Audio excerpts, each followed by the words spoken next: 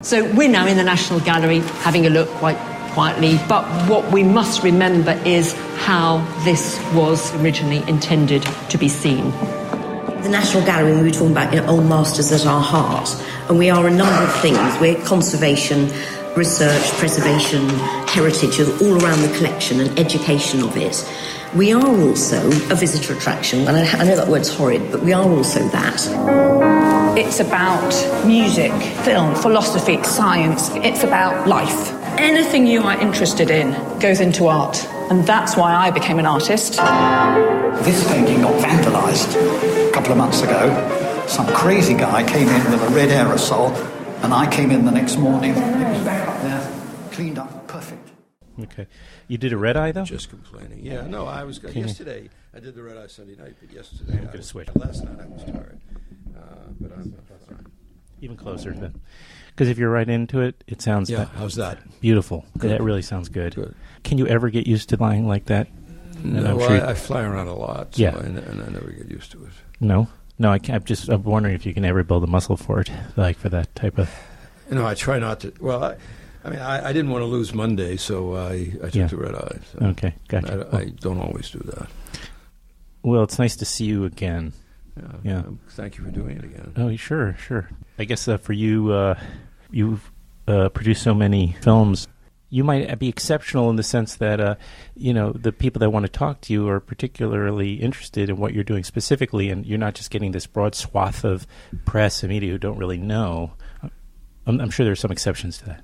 Yeah, no. I mean, it's particularly important for an independent filmmaker because there's no money for advertising. Yeah. So it's in my interest to do as much press as people are interested in talking with me, because that's the way people know the movie's around. Sure. Yeah, you're right about that. It's sort of the 1% paradigm again, where a small percentage of movies get the overwhelming amount of marketing money for as well. Right. Yeah. National Gallery is the new film. I was catching up too because I had missed at Berkeley. I watched that and one or two others maybe. But there's a moment in National Gallery where somebody says something along the lines of how a painter back in the day especially had to tell an entire story in that one moment. Right. And that's the amazing part of what an accomplished painter can do, because they can make it as affecting and as emotionally engaging as sitting through a play or a movie if it's done with. Yeah. And I was starting to think about your films and how you're closer to a painter or a photographer in some ways, because your films are snapshots of various institutions in moments throughout the 20th, 21st century. I don't know if you think along those lines about your own work. I thank you. Mm-hmm. I do think along those lines, but I'm also interested in the whole issue of comparative forms, and I think that's one of the things that the movie's about. Right. The different ways you tell a story in a movie, a painting, a play, a poem, or a ballet, or a novel, or whatever. But you do look at a painting, you're taking a painting all at once, but in most other forms, it's serial. You see, it's episodic, it's sequential. And one of the things I try to do in the movie is sometimes, and not always, to convert the painting into a series of sequences. So, the point you made is something that I was very conscious of in the course of making the movie. Mm-hmm. In this particular film, a lot resonated for some reason. I'm not quite certain, maybe because I guess I was organizing my thoughts a little bit. But I started to understand the advantage of the running time, the length of the film, because it gets richer and makes more sense, and it comes together certainly more, as the more time you have with the institution. It wouldn't work in a short format. No, I don't think it would work. I mean, and there's no reason there's no God that I know of other than commissioning editors and television networks. The decree a film has to be 53 minutes or an hour and 18 minutes or whatever it is. I mean, I think I have a responsibility to the people who've given me permission in the subject matter to make a film that adequately represents my experience. And so, I've made the shortest film I made is 73 minutes, the longest is 6 hours. But it's the length of the film is a response to the experience of making the film. Is that specifically through the editing part of the process, or is that during? No, it's the editing. It emerges. I have no idea in advance. So that 73-minute movie, obviously, you could have been filming for, again, 4 months. Well, no, the 73-minute movie was only a month shooting. It was high school, but then you went back. Welfare. Did you go back? Welfare was only a month shooting, and that's close to 3 hours. Speaking of which, I guess is do you have a screening for the folks at the National Gallery in this case? Yeah, there was a screening. They saw it last spring, and they liked it, which always makes it easier. But I've never had an experience with any of the movies where the people who gave me permission and the people who were in the film didn't like it when they first saw it. There have been a couple of times when they changed their minds, not in response to the movie, but in response to what people wrote about the movie. What do you mean? Like, in terms of just they're being criticized, or their context? In the case of high school, the principal of the school saw it originally, and she really liked it. And some reviews began to appear, and the reviews were critical of the school, and then she turned against the film. Similarly with Primate, I showed it to the staff at the Primate Research Center, and they liked it. They thought it was a fair representation of the work, and then the reviews came out, and some of the reviews were critical of the experiments they were doing with the animals. So if some of them turned against the film. And the most extreme example, of course, was Titicut Follies, and there all the people who gave me permission, the Commissioner of Correction, the Superintendent, and the Attorney General, liked the film a lot. I was with them when they first saw it, but when the reviews came out and they thought their political, particularly the Attorney General, thought his political career was going to be damaged, he turned against the film. Right. But that's only 3 times in 44 years that I've had a problem. It's interesting because maybe they don't have a sense of context. Well, they don't see it the way somebody else sees it. I mean, that which they're is too inside. To one of the reasons you can make these movies, because people don't necessarily see themselves in the same way that others see them. Interesting. And then we can relate to that, or maybe that's something you can take away from it is a little bit of understanding context, that how others perceive us. And when you made Boxing Gym about 4 films back or something, I remember there was a question at the screening I attended where you described getting out of the way sooner and making things comfortable and natural for subjects. In other words, I don't know actually if it was about fading into the background as the crew, as you and maybe one other person, I'm guessing. 2. Yeah. 2, excuse me.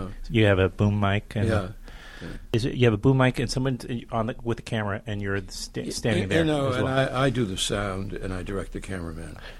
So are you saying that you were holding the boom mic? Yeah. You are? Yeah. Have you always done that? I've always done it. Since that's remarkable. Does that connect? How does that connect you to what's going on? Well, because I'm right there, and I can see what's going on, and I've got one eye on what's going on, one eye on the cameraman, and the cameraman has one eye on in the camera and one eye on me.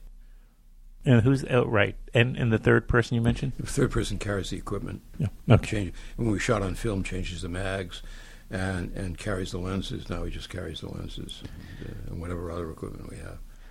I guess what I was going to get at is that you talked about, specifically in, for instance, Boxing Gym, how there are people that are going to be curious about the camera coming in, and or it's going to be very new and different, and it's going to have an energy around it as you guys are in on there. Well, it's not so much an energy. Sometimes people are curious, so you want them say, to be natural. Is that a camera? And you say, would you like to look through it? Right. And I always do whatever I can to demystify the process of filmmaking. So if somebody wants to see how the camera works, you put the camera on their shoulder.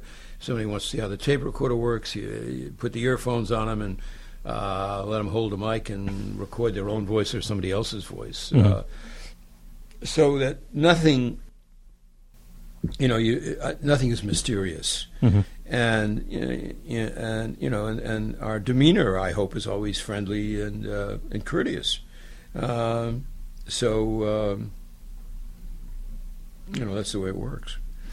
Does it expedite the natural, the feeling like getting them back into a more natural? Well, I mean, or is that impossible? Not everybody agrees with me, but I'm one of those people who feel that the camera doesn't affect behavior. I think if people don't want their picture taken, they say no, or they walk away, or they thumb their nose. If they agree to have their picture taken, they act in ways they would ordinarily act. And most of us aren't good enough actors to become somebody else because our picture is being taken. Yeah. So that and it's complicated. I mean, why people give permission, I think, either basically out of indifference or vanity and narcissism are the same thing, maybe the same thing. But the fact of the matter is, when you're making one of these movies, I'm in no different position than anybody is who meets a lot of people.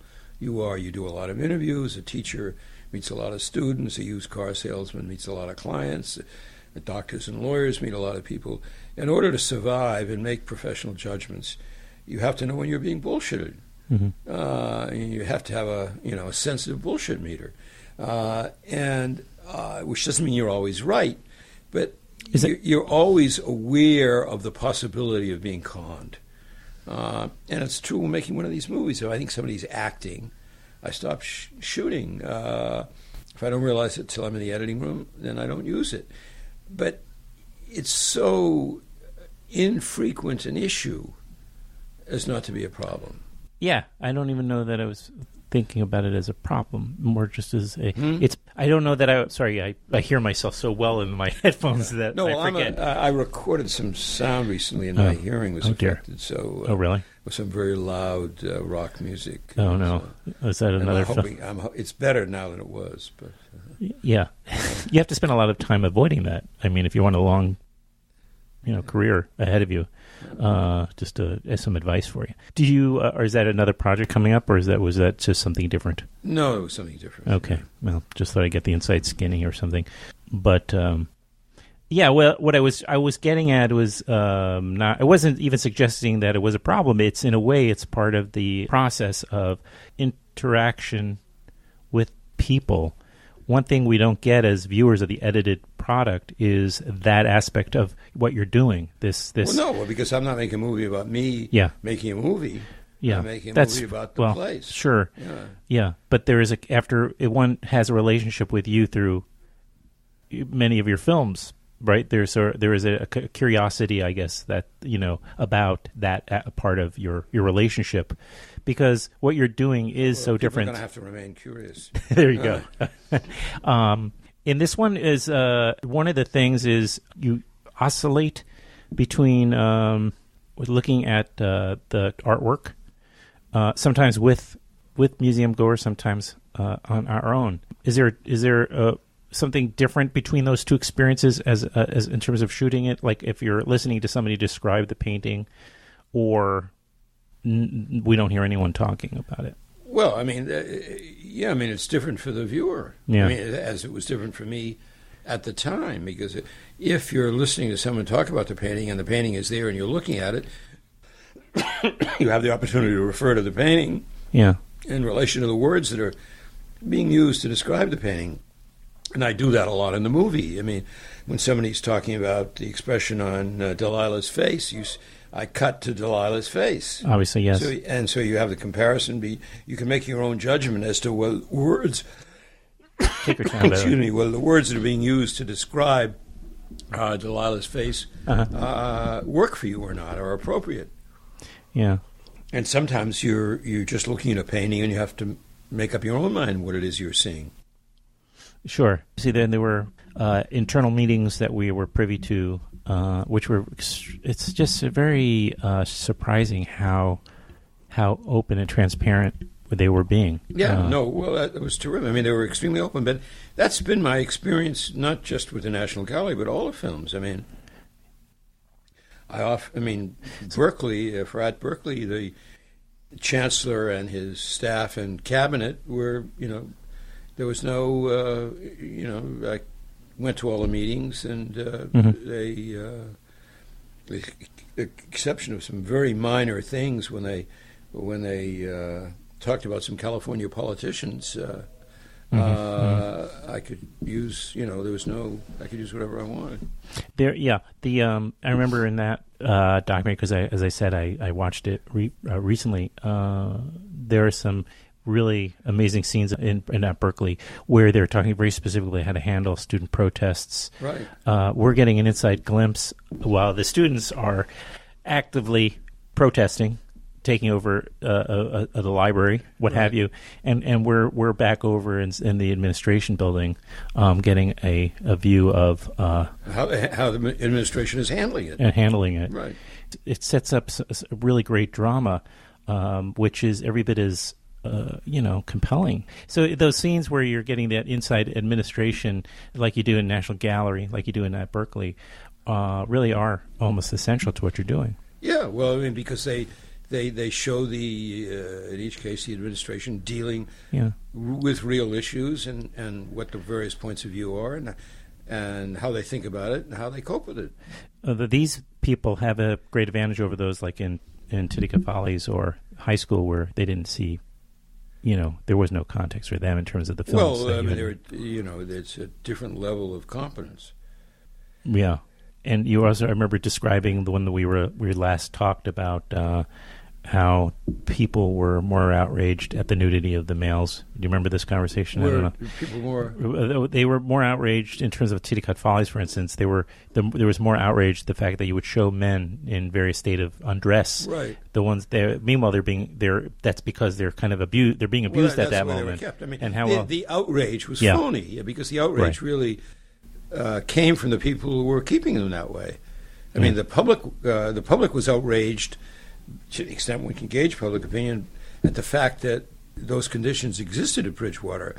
The administration and the Attorney General's office in Massachusetts were outraged that it was shown, not because they cared about the inmates, because if they cared about the inmates, they had the capacity to do something about it. Mm-hmm. But they were upset because their political careers were in jeopardy. Mm-hmm. Right. It was a striking conversation when we talked last time between that and the nudity in Crazy Horse, but I'm not going to go back to that conversation again. I pressed you, and I was listening to it afterwards, and even though it wasn't for my podcast, it was just because I was going to transcribe our conversation, and I kept pressing you to admit that you maybe had more response to seeing these girls. I don't know if you remember that conversation, but I played it. I was listening to it recently, and I was like, what was I doing? It was good, because I think you actually did talk about it in a very open way, and I appreciated it, but I was being a little pushy, I thought, in hindsight. You're putting out films in such a pace, and I wonder, do you have you just constantly get inspired by... Well, I have ideas. You have lots of ideas. Always. The basic thing is I like to do it.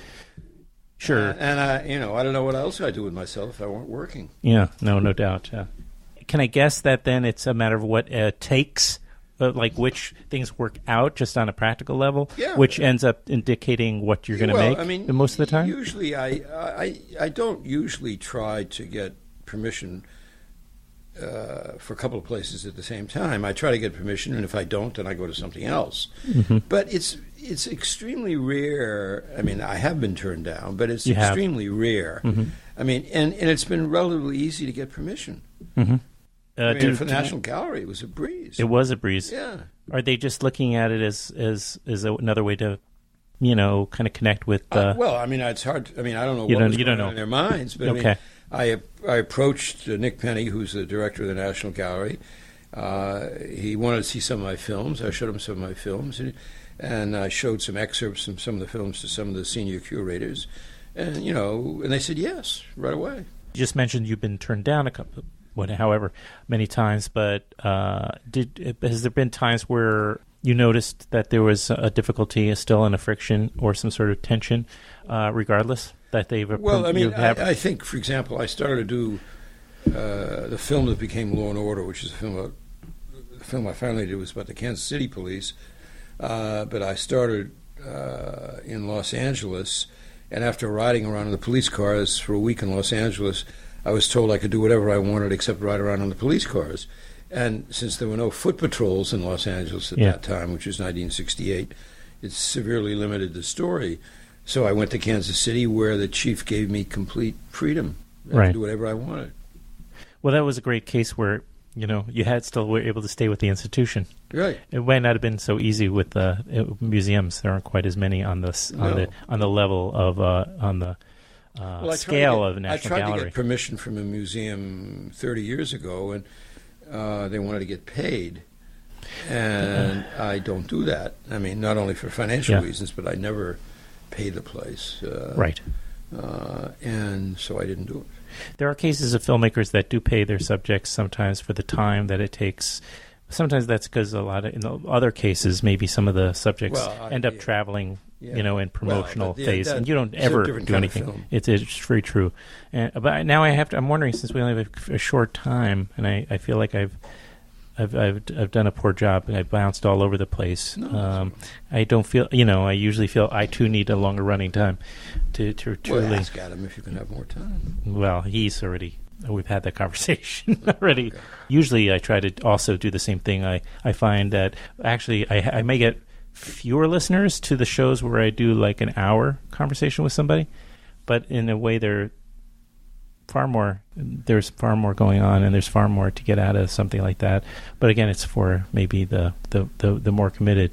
Your audiences, is there ever a struggle or concern about your audience and how you will get this next generation when you're doing completely the opposite while people are twittering in 15 characters or whatever the number is, 50 characters? I believe I have an obligation to the people who gave me permission to make to include that is more important than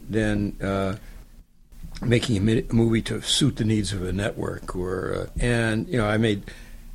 I made movies that are 73 minutes long, and I made movies that are 6 hours long. But the movie comes out the way it comes out. Well, I get it. I'm just saying that it seems as though you're fighting the attention span, and I don't know how to think about. I don't know how to think about an audience, and I don't mean that arrogantly. But I don't know anything about the people who are going to watch the film. I don't know their education, their interest, their experience, their mood, etc. So the only safe thing for me is to make a movie to meet my own standards. Right. Because otherwise you get involved in the typical Hollywood trap of having some fantasy about the lowest common denominator and diluting the material to match your fantasy as the best way to reach a large audience. And I don't know how to do that, and I have no interest in doing that. Well, the current film is called National Gallery, and it's, at least in New York, it's here at Film Forum. Is it playing anywhere else at the moment? Yeah, it's playing all over the country. It's opening over the next couple of weeks. It's opening, I think, in 25 cities. That's fantastic. And is it also playing in London? Yes. Well, it's going to open in London in January. It's playing in Paris now. It opened in Paris a month ago. Okay. What's that? I'm sure they've been eating it up. I'm sure they've been eating it up. Yeah, no, it's done very well. It's played all over France. It's playing in 40 theaters in France now. They seem to be still as voracious for what you're doing. It's a film culture in France. Truly. It hasn't seemed to diminish much. No, it hasn't diminished much. Well, I mean, it's also supported by the government. Exactly. I mean, as the arts are generally supported by the government, but there are all kinds of subsidies to make movies, places to show distribute movies, and exhibit them. I mean, it's not just for movies; it's for ballet and theater, and I think 1% of the French budget goes to the arts, whereas the budget for the National Endowment of America is $250 million for the whole country, and America is probably 8 times bigger than France in terms of population. And my guess is the budget, the cultural budget for a medium-sized French city is bigger than the cultural budget for the entire United States for the National Endowment of the Arts. Yeah. It's an embarrassment. It is an embarrassment. Can I ask if you have something that you're working on? Well, I'm working on I have a small grant from the Center for Ballet and the Arts at NYU to work with a choreographer to make a ballet out of Titicut Follies. I had that very same idea. I should have brought it to you. No, that's pretty remarkable. How does that feel? It's coming up with a new kind of conception about your first. Well, it's interesting to try to take the material and adapt it to a completely different form. I mean, I'm not doing the choreography. No, I get it, but you're part of the story and some of the ideas for it. Yeah. Sure. Where is it at then in terms Where of we just started. that? Okay. I'm working with a very good choreographer Development. named James Sewell, who has his own company in Minneapolis, and the world premiere is going to be in New York in the fall of 2016. Oh, that's fantastic. Come see it. I absolutely will. Does that mean you'll be doing your work remotely, though? Or you're, well, no, you're I'll part be of going to Minneapolis from time to time, and James will be coming here. Where are you based now? Well, because you've been in Paris. I live in my nominal home is in Cambridge, Mass. Yeah. This fall I'm in New York, but I spent a lot of time in Paris. Yeah, that's what I asked. Not a bad city. Yeah, I agree. And you can always catch a movie if you have like a quiet day. Right. Wrapping things up with Frederick Wiseman. Thanks. All right. Well, thanks very much. Well, thank you. Thank you for doing this. Again. Sure. Considering your got probably not a very restful night. Considering you probably had last night I went to bed early, but it was Sunday night that I did the red eye. I see. I'm sorry. Okay, gotcha. Well, that explains your genial mood today. Good to see you again. Thank you. Good to see you again. Thanks for doing the interview. Oh, thank you. Okay.